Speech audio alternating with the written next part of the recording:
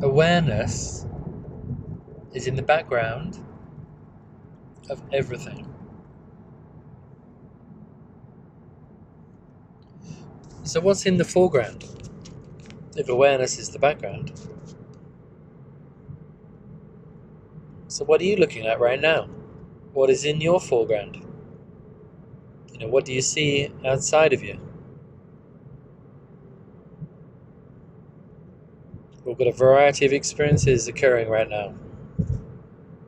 But we're seeing something over there, and we're looking from here. So just consider going behind the eyes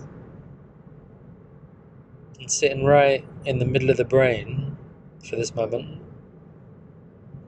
And imagine looking out as if it's a pair of binoculars, the eyes. Now you'd be fully aware, if you have a pair of binoculars you're looking out from, that there is a you there holding the pair of binoculars, utilizing the tool of the binoculars to look out to the world over there, changing the focus, the distance, and so forth. Are our eyes any different to a pair of binoculars?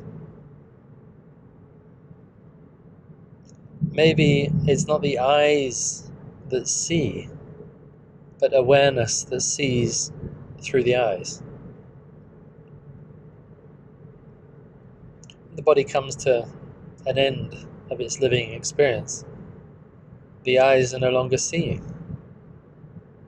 The functionality of the eyes is no longer utilized because the presence of the being that was looking is no longer there. This presence that was looking is awareness. Awareness is always in the background of everything.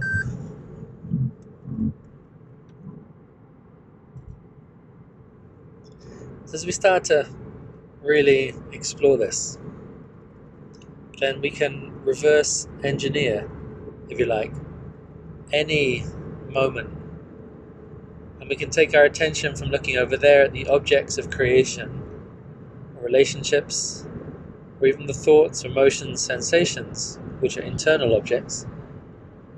We can take a step back, a step in, a step behind, and recognize it is awareness having the experience of these objects, relationships, situations through the vehicles of perception. Taste, touch, seeing, feeling. Utilizing the human possibilities and functionality to experience what we call the outside world. But it's still awareness having the experience. So for one person, they may touch the world more through their thinking. So like thoughts engage and philosophers talk, there's mentality occurring, and there's excitement and exchange of ideas and insights and beliefs and so forth. For other people, they touch the world through their emotions, tears, and joy, and happiness and sadness and grief and pain and sorrow and beauty and wonder. And the emotions touch and rub and feel and sense and explore and navigate this exterior reality from the perspective of the emotions. And yet still, underneath the emotions, underneath the thinking, awareness is. Awareness is experiencing the exterior reality through the vehicle of emotions, through the vehicle of thinking. So how often do we identify with our thoughts and emotions and somehow solidify this identity that we believe we are in relationship to those thoughts and emotions? So we start to speak as if we are our thoughts, we are our emotions. Instead of temporarily, in this present moment of experience, we are experiencing through our thinking or through our emotions or sensations or vibrations.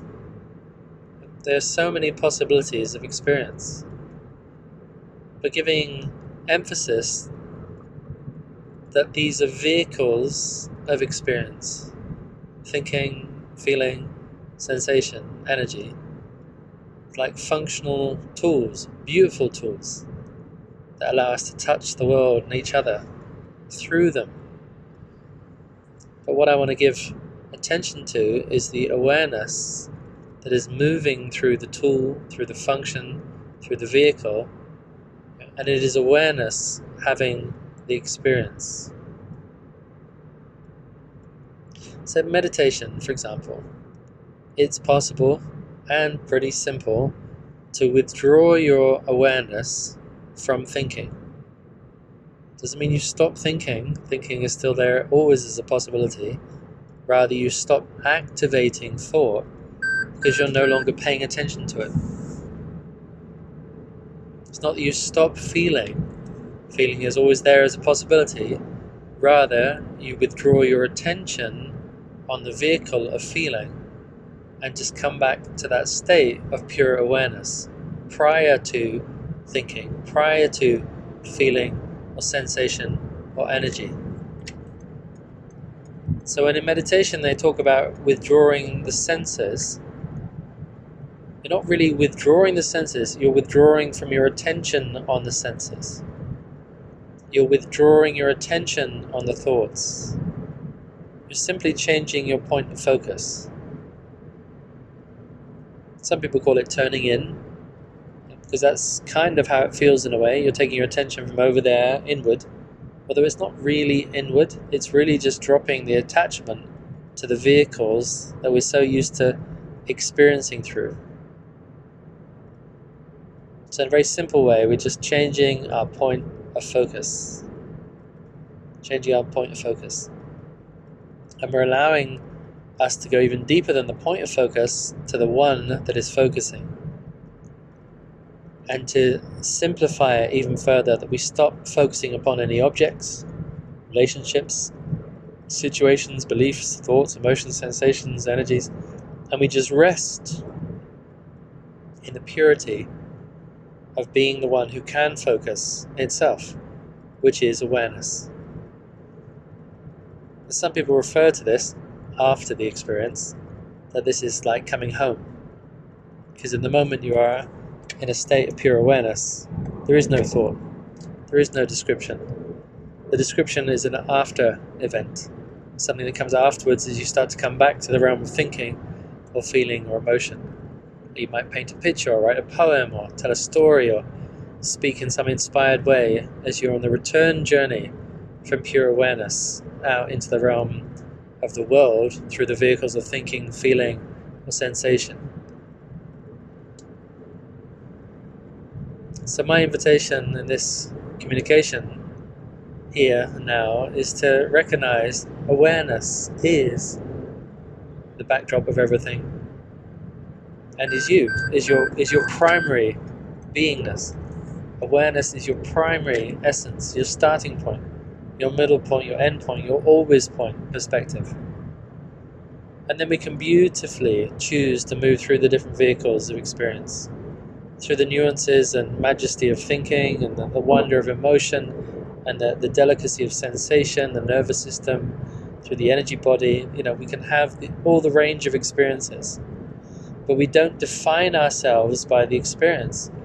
How could an experience, a singular experience, or a multitude of experiences ever add up to the completeness and wholeness and vastness of the awareness who is capable of having all of these experiences, who is simultaneously holding all of the experiences right now with everything? So once we start to let go of the definition of ourselves as thinking, as feeling, emotion, sensation, and we allow ourselves to utilize them as and when we feel a desire to express through them, then we can relax more often into the purity of awareness.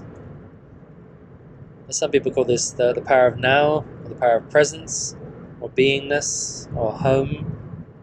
All these words are descriptions of the same state of naturalness, most natural naturalness of being. And it's here for all of us. So the process is one of detaching from attachment to thoughts, feelings, sensations as if they are defining you, still having them, enjoying them. This is the tantric view. You still have everything, but you recognize you're not it. Yeah, that is not big enough to define who you are. There's a moment of tasting the creation, because it's possible, wonderfully possible, to experience the creation. And it's awareness that is having the experience of this moment of creation consistently. So thank you very much for listening, and just honoring the awareness you are that is presently listening.